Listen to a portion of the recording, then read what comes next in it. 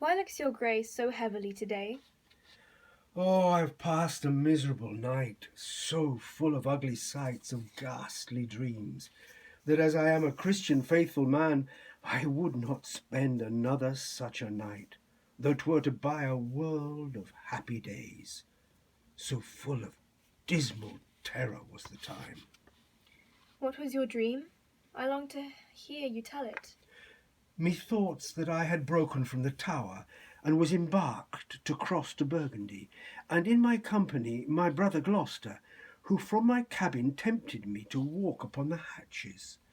Thence we looked toward England, and sighted up 1,000 fearful times during the wars of York and Lancaster that had befallen us. As we paced along upon the giddy footing of the hatches, methought that Gloucester stumbled, and in falling struck me that thought to stay him overboard into the tumbling billows of the main. Lord, Lord, methought what pain it was to drown. What dreadful noise of waters in mine ears, what ugly sights of death within mine eyes. Methought I saw 1,000 fearful wrecks, 10,000 men that fishes gnawed upon, wedges of gold, great anchors, heaps of pearl, inestimable stones, unvalued jewels, all scattered in the bottom of the sea. Some lay in dead men's skulls, and in those holes where eyes did once inhabit, there were crept as 'twere scorn of eyes, reflecting gems, which wooed the slimy bottom of the deep, and mocked the dead bones that lay scattered by. Had you such leisure in the time of death to gaze upon the secrets of the deep? Methought I had, and often did I strive to yield the ghost, but still the envious flood kept in my soul, and would not let it forth to seek the empty, vast, and wandering air, but smothered it within my panting bulk, which almost burst to belch it in the sea. Await you not with this sore agony? Oh no, my dream was lengthened after life, and then began the tempest to my soul, who passed, methought, the melancholy flood with that grim ferryman which poets write of, unto the kingdom the perpetual night. The first that there did greet my stranger soul was my great father-in-law, renowned Warwick, who cried aloud, "What scourge for perjury can this dark monarchy afford false Clarence?" And so he vanished.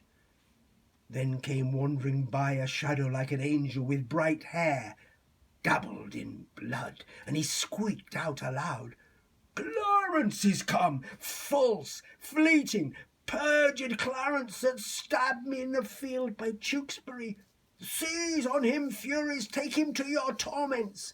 With that methought a legion of foul fiends environed me about, and howled in mine ears such hideous cries, that with the very noise I trembling waked, and for a season after could not believe but that I was in hell.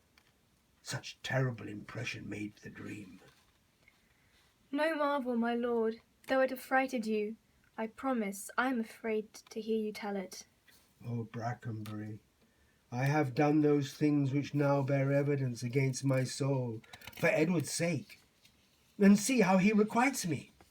O God, if my deep prayers cannot appease thee, but thou wilt be avenged on my misdeeds, yet execute thy wrath in me alone. O spare my guiltless wife and my poor children. I pray thee, gentle keeper, stay by me. My soul is heavy, and I fain would sleep. God give your grace good rest. Sorrow breaks seasons and reposing hours, makes the night morning and the noontide night. Princes have but their tides for their glories, an outward honour for an inward toil, and for unfelt imagination they often fuel a world of restless cares, so that, betwixt their tides and low names, there's nothing differs but the outward fame. Ho, who's there? In God's name, what are you, and how came you hither? I would speak with Clarence, and I came hither on my legs.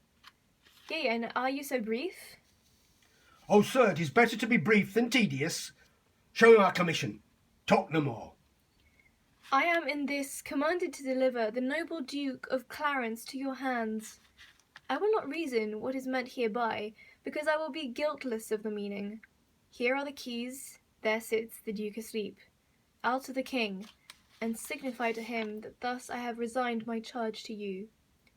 Do so, it is a point of wisdom. Fare you well. What, shall we stab him as he sleeps? No, then he will say 'twas done cowardly when he wakes. When he wakes, why, fool, he shall never wake till the judgment day. Why, then he will say we stabbed him sleeping. The urging of that word judgment hath bred a kind of remorse in me. Remember our reward when the deed is done. Zounds, he dies. I had forgot the reward. Where is thy conscience now? In the Duke of Gloucester's purse. Take him over the costard with the hilts of thy sword, and then we will chop him in the Malmsey butt in the next room. Oh, excellent device. Make a sop of him. Hark, he stirs. Shall I strike?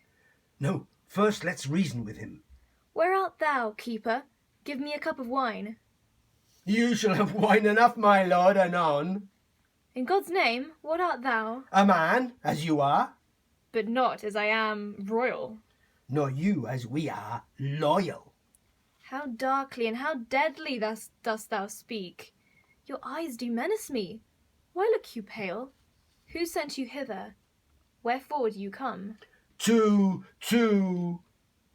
murder me? Aye. Aye.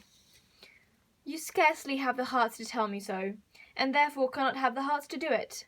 Wherein, my friends, have I offended you? Offended us you have not, but the king. I shall be reconciled to him again. Never, my lord. Therefore, prepare to die. Are you called forth from out a world of men to slay the innocent? What is my offence? Where are the evidence that do accuse me? I charge you, as you hope to have redemption by Christ's dear blood shed for our grievous sins, that you depart and lay no hands on me. The deed you undertake is damnable. What we will do, we do upon command. And he that hath commanded is the king. Erroneous vassal, the great King of kings hath in the tables of his law commanded that thou shalt do no murder. And that same vengeance doth he hurl on thee for false forswearing, and for murder too. And, like a traitor to the name of God, didst break that vow, and with thy treacherous blade unripped the bowels of thy sovereign's son. Oh, if you love my brother, hate not me. I am his brother, and I love him well. If you be hired for meed, go back again, and I will send you to my brother Gloucester. You are deceived. Your brother Gloucester hates you. Oh no, he loves me, and he holds me dear. Go you to him from me. Aye, so we will. Thou deceivest thyself.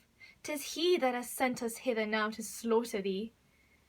It cannot be, for when I parted with him, he hugged me in his arms, and swore with sobs that he would labour my delivery. My friend, I spy some pity in thy looks. Oh, if thine eye be not a flatterer, come thou on my side, and entreat for me.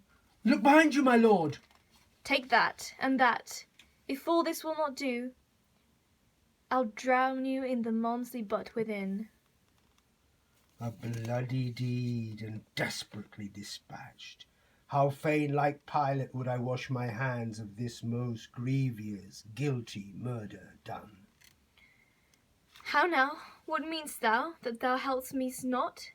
By heavens, the Duke shall not know how slack thou art. I would he knew that I had saved his brother. Take thou the fee, and tell him what I say. For to repent that the Duke is slain. So do not I. Go, coward as thou art. Now must I hide his body in some hole, until the Duke take order for his burial.